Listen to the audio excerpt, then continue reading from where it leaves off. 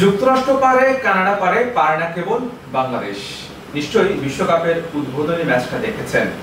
সেই ম্যাচটা দেখার পর বাংলাদেশ যে যুক্তরাষ্ট্রের বিপক্ষে সিরিজ হেরেছে সেটাকে অঘটন বলার কোনো সুযোগ নেই, বরং অঘটন সেটাই যেটা বাংলাদেশ লাস্ট ম্যাচটা জিতেছে, সেটাকেই এই খেলা দেখার পর অঘটন বলা যায়।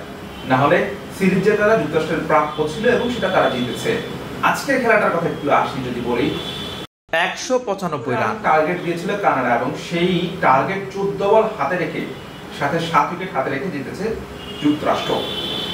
বাংলাদেশকে যদি 194 রান কানাডা না উগান্ডা কিংবা তার চেয়েও নিচের দল দিত, বাংলাদেশ হয়তো পারতো না, কারণ 194 রানের বোঝা বাংলাদেশ নিতে পারতো না। হারার আগেই বাংলাদেশ হেরে যেত, কারণ সেই মানসিকতা বাংলাদেশ দলের ক্রিকেটারদের নেই, আসলে সেই সামর্থ্য নেই। থাকলে জিম্বাবুয়ের বিপক্ষে সিরিজে প্রথমে ব্যাটিং করে ব্যাটারদের পরীক্ষা না করে সিরিজ জেতার জন্য শেষে ব্যাটটা করতো না, নিরাপদ পজিশনে যেত না। যুক্তরাষ্ট্রের ম্যাচ নিয়ে কথা বললে একটু, যে কানাডার বিশ্বকাপের একদম প্রথম বলটাই 4 দিয়ে শুরু করেছেন কানাডার ওপেনিং ব্যাটার। একদম কানাডা প্রথম থেকে শেষ বল পর্যন্ত কিন্তু আগ্রাসী ব্যাটিং করছে, যেটাকে বলা হয় ফেয়ারলেস ক্রিকেট। সেই ক্রিকেটটাই খেলেছেন কানাডা, যে ক্রিকেটটা বাংলাদেশ টি-20তে খেলতে পারে না, বা বাংলাদেশের ব্যাটারদের সেভাবে মন প্রাণ খুলে ভয়হীনভাবে খেলতে দেখা যায়। আসলে ভয়টা আসলে বাংলাদেশের কিসের? দল থেকে বাদ পড়ার ভয়, সমালোচনার ভয়, নাকি অন্য কিছু? যুক্তরাষ্ট্র যখন ব্যাট করতে আসে তাদের প্রথম 8 ওভারের রান ছিল 48 রান 1 উইকেটের বিনিময়ে। পরবর্তী 12 ওভারে অর্থাৎ 72 বলে তাদের প্রয়োজন 147 রান, ওভার প্রতি প্রায় 9 রান করে দরকার ছিল। সেই জায়গা থেকে অ্যারন জোন্স এবং আন্দ্রেস গোস 131 রানের জুটি গড়েছে। তারা ওভার প্রতি 14 রানের উপরে রান করেছেন।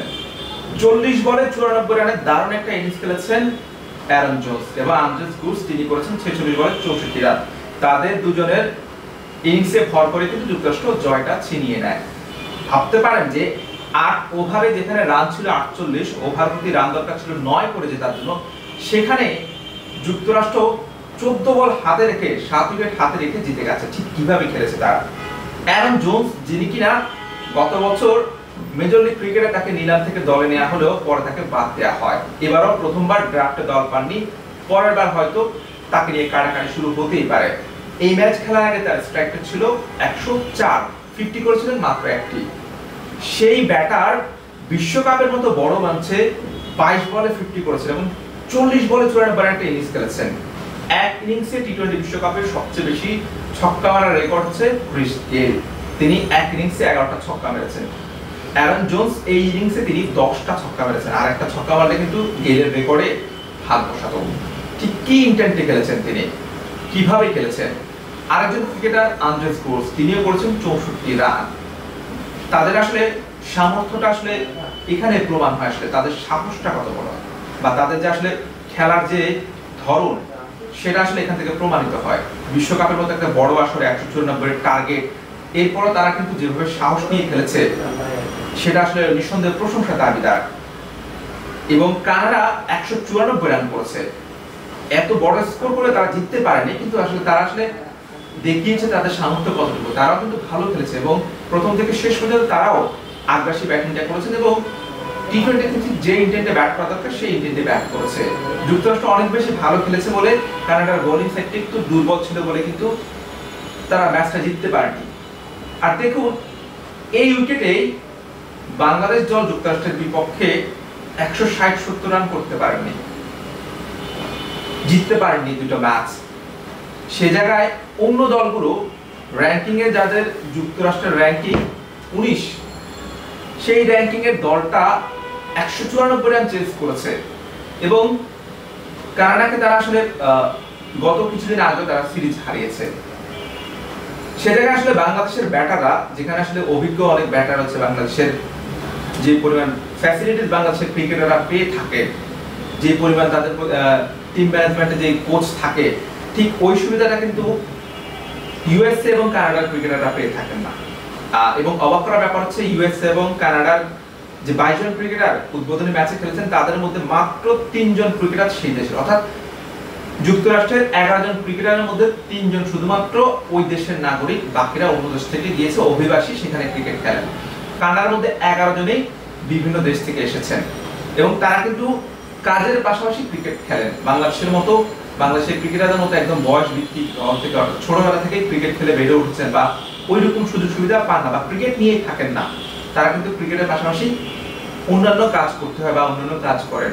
সেই জায়গা থেকেও তাদের মানসিকতার যে পরিবর্তন, উন্নতি, সেই জায়গা থেকে বাংলাদেশ আসলে অনেক বেশি পিছিয়ে যাচ্ছে। এই পিছিয়ে থাকার কারণটা আসলে কোথায়?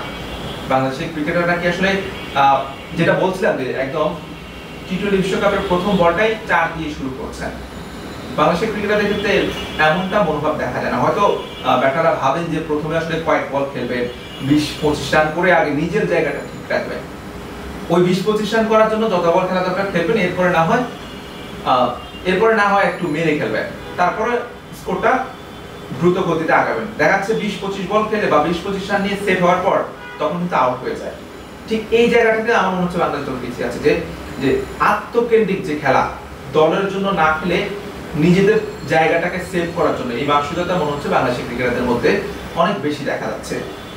যখন মোনাক প্যাটেল যুক্তরাষ্ট্রের ক্যাপ্টেন যখন কানাডাকে হারিয়েছে এত বড়, তখন তাকে প্রশ্ন করা হয়েছিল যে আসলে তারা আসলে পরবর্তী তাদের পদক্ষেপ কি। তারা ভারত পাকিস্তানকে হারানোর স্বপ্ন দেখছে এবং তারা আরো 3টা ম্যাচ জিতবে বলে তারা বলছে।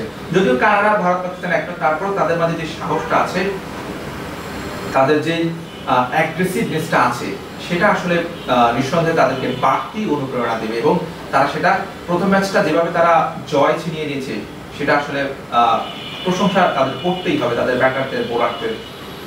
এই ম্যাচ থেকে বাংলাদেশেরও শেখার আছে। যুক্তরাষ্ট্র এবং কানাডা যে ম্যাচটা খেলেছে সেখান থেকে দুই দল থেকে বাংলাদেশের শেখার আছে এবং যে হারার আগে হেরে যাওয়ার মানসিকতা, সেটা অবশ্যই বাংলাদেশকে পরিবর্তন করতে হবে। আশা করছি এই দুই ম্যাচ থেকে বাংলাদেশ শিক্ষা নিয়ে বড় টার্গেট কিভাবে চেঞ্জ করা যায়, বড় টার্গেট কিভাবে অ্যাচিভ করা যায়, সেই শিক্ষাটা বাংলাদেশ দল অন্তত নেবে। এবং বাংলাদেশের আজকে বাংলাদেশ ক্রিকেট বোর্ডের সভাপতি, বিসিবি সভাপতি নাজমুল হাসান পাপন, তিনি বলেছেন যে আসলে যে শান্ত, সৌম্য, লিটন, তার উপর তার আস্থা আছে, তার যে কোনো একদিন খেলে দিবেন। বাট সেই একদিনটা কবে, ঠিক কত শত ম্যাচ খেলে সেই একদিনটা আমরা দেখতে পারবো। অ্যারন জোনসের কথা বলছিলাম, তিনি এই ম্যাচ খেলার আগে যারা স্ট্রাইক ছিল 104, 50% অ্যাক্টিভ, সেই ক্রিকেটার বিশ্বকাপের মতো বড় আসলে বড় ইনিংস খেলে পুরো ম্যাচের মোড় ঘুরিয়ে দিয়েছে।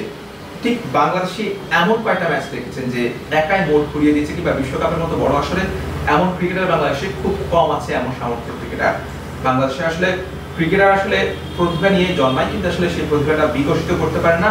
আর সবচেয়ে বড় সমস্যাটা হয়তো মানসিকতায়। সেই মানসিকতার পরিবর্তন যতদিন না আসবে, ততদিন আসলে বাংলাদেশের ক্রিকেটের আসলে উন্নতি চোখে পড়বে না। তারপরে আমরা আশা রাখি যে যুক্তরাষ্ট্র এবং কানাডার ম্যাচ থেকে শিক্ষা নিয়ে বাংলাদেশ দল বিশ্বকাপে ভালো কিছু উপহার দেবে। হুসাইন আরমান, বিডি।